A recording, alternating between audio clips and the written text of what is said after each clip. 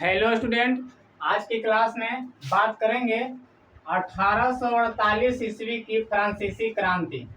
पिछले क्लास में हम बता चुके थे 1830 की क्रांति और सेम टू सेम मिलता जुलता है और 1848 की क्रांति।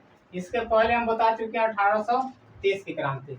जो भी विद्यार्थी लोग बिहार बोर्ड एग्जाम 2027 में देने वाले हैं तो सभी विद्यार्थी लोग इस क्लास को अच्छी तरह से देखिएगा, जो कि आप लोग के लिए क्या हिस्ट्री है, जो कि इसका चैप्टर का नाम है यूरोप में राष्ट्रवाद। क्या है?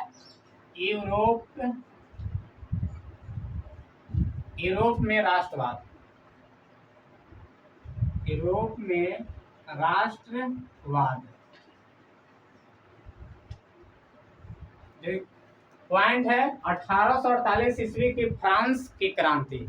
तो ध्यान से देखिएगा, इसमें क्या था, नेता कौन साम्राज्य बने थे? लुई फिलिप जो 1830 से 1848 तक एक अति महत्वाकांक्षी शासक था। कहां से कहां तक लुई फिलिप रहा था? 1830 से 1848 तक एक अति महत्वाकांक्षी था। अति महत्वाकांक्षी मतलब कि अपनी इच्छाओं को पूरा करने के लिए ये नेता बना था। ये क्या था? शासक था। इसके अपनी महत्वाकांक्षाओं को पूरा करने के लिए गीजो नामक एक प्रतिक्रियावादी व्यक्ति को अपना प्रधानमंत्री बनाया। इसमें जो शासक था लुई फिलिप था। तो लुई फिलिप अपने इच्छाओं को पूरा करने के लिए, महत्वाकांक्षाओं को पूरा करने के लिए गीजो को क्या बनाया? प्रधानमंत्री बनाया। गीजो को क्या बनाया? प्रधानमंत्री बनाया, जो कि एक ऐसा व्यक्ति था, घोर प्रतिक्रियावादी व्यक्ति थे। घोर प्रतिक्रियावादी या प्रतिक्रियावादी व्यक्ति थे। प्रधानमंत्री बनाया। किसको बनाया था? गीजो को। अब उसके बाद पैराग्राफ चेंज करके आप लोग क्या लिखिएगा कि गीजो ने पूंजीपति वर्ग का समर्थन किया। पूंजीपति या पूंजीवादी यानी कि धनी व्यक्ति जिसके पास धन संपत्ति होते थे, उनको क्या कहता? समर्थन करते थे। कौन? गीजो के। गरीब व्यक्ति कहाँ जाइए, कोई इसको टेंशन नहीं है, कोई मतलब नहीं है। पूंजीपति का समर्थन किया। आर्थिक नीति में किसी प्रकार का परिवर्तन करने से क्या कर दिया? इनकार कर दिया था। जो गीजो प्रधानमंत्री बना, जो आर्थिक स्थिति यानी कि जो व्यक्ति को आर्थिक स्थिति सुधारने के लिए बोला गया आम जनता को, उस स्थिति को क्या किया? परिवर्तन करने से क्या किया? इनकार कर दिया। फलतः फ्रांस की आर्थिक स्थिति कमजोर होने लगी। जब आर्थिक स्थिति सुधरवे नहीं करेगा तो आर्थिक स्थिति क्या होगा? फ्रांस के कमजोर होने लगी और देश में गरीबी और बेरोजगारी बढ़ गई। जैसे ही गीजो को प्रधानमंत्री बनाया, इससे उम्मीद था कि क्या फ्रांस में सुधार हो, लेकिन नहीं, उससे भी बद से बेहतर क्या हुआ? स्थिति कमजोरी थी। देश में क्या हुआ? गरीब और बेरोजगारी बढ़ गया। गरीबी और बेरोजगारी बढ़ गई। 22 फरवरी 1848 को फ्रांस की राजधानी पेरिस में, तब फ्रांस की राजधानी याद रखिएगा, फ्रांस की राजधानी कहाँ? इंपॉर्टेंट है ऑब्जेक्टिव के लिए। फ्रांस की राजधानी पेरिस कहाँ है? पेरिस। तो फ्रांस की राजधानी पेरिस में थियर्स क्या है? थियर्स के नेतृत्व हुआ था। किसका नेतृत्व हुआ था?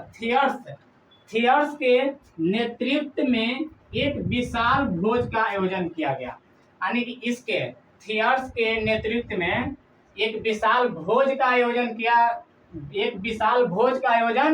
किया गया। और उस भोज में था, तो भोज में एकत्रित यानी कि एक जगह एकत्रित लोगों ने क्या किया? लुई फिलिप यानी कि सभी लोग एक जगह होकर लुई फिलिप ने गद्दी छोड़ने की मांग की। कहने का मतलब ये है, जो कि थियर्स जो था, तो थियर्स के नेतृत्व में एक विशाल मतलब तो क्या होता? बड़ा। विशाल में क्या होता? बड़ा। तो बड़ा भोज का आयोजन किया गया और उस भोज में सभी लोग एक जगह हुआ। सभी लोग क्या हुए? एक जगह हुए। सभी लोग एक जगह होकर लुई फिलिप को क्या किए? लुई फिलिप से गद्दी छोड़ने की क्या किया? मांग किया कि आप जाइए, आप क्या करिए? गद्दी क्या करिए? छोड़ दीजिए। और आंदोलन करने लगे। गद्दी छोड़ने की मांग किया। सभी जनता लोग क्या, सभी लोगों ने क्या किए, आंदोलन छोड़ने की मांग किया। सभी लोग आंदोलन क्या किया, शुरू किया, आंदोलन करने लगे, यानी कि शुरू हो गया। अंततः 24 फरवरी 1848 को लुई फिलिप ने गद्दी त्याग दी। कब त्याग दिए थे गद्दी? 24 फरवरी 1848 को लुई फिलिप ने गद्दी त्याग दी और इंग्लैंड पलायन कर गया। कहाँ चले गए? इंग्लैंड चले गए। और सभी लोगों तो सभी नेता लोग कहाँ जाते हैं? इंग्लैंड चले जाते। देखिए इंग्लैंड इसलिए जाते हैं क्योंकि नेता को बचने का सबसे सेफ जगह है। बचने का क्या है? सेफ जगह रहता है, इसीलिए इंग्लैंड चले जाते हैं। इन्हें रहेगा तो मार ना देगा लुईस सलामा जैसे, ग्रीन पर चढ़ा के एकदम सीधे मुड़ी लगाएगा, मुड़ी लगाकर क्या करेगा, छेड़ देगा जाएगा। यानी कि बचने का क्या होता है, सेफ जगह हो जाता है। कैसे कि कोई गलती कर दीजिए, बच के भाग जाइए नानी मैंने दूसरा जगह, तो क्या हो जाता है, तो उसी तरह से कहाँ चले जाते हैं, इसीलिए वहां सबसे सेफ जगह है। लुई फिलिप की जगह कौन आते हैं? लुई नेपोलियन, जो कि लुई नेपोलियन 1848 से 1871 तक लिख लीजिएगा, 71 तक फ्रांस का नया साम्राज्य बना।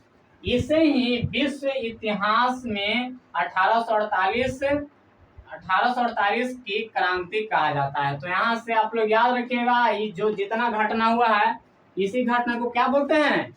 1848 की फ्रांस क्रांति कहा जाता है। तो इम्पोर्टेंट है। तो आप लोग के लिए अगला चलेगा, क्या चलेगा? इटली जर्मनी का एकीकरण। इटली जर्मनी का क्या चलेगा?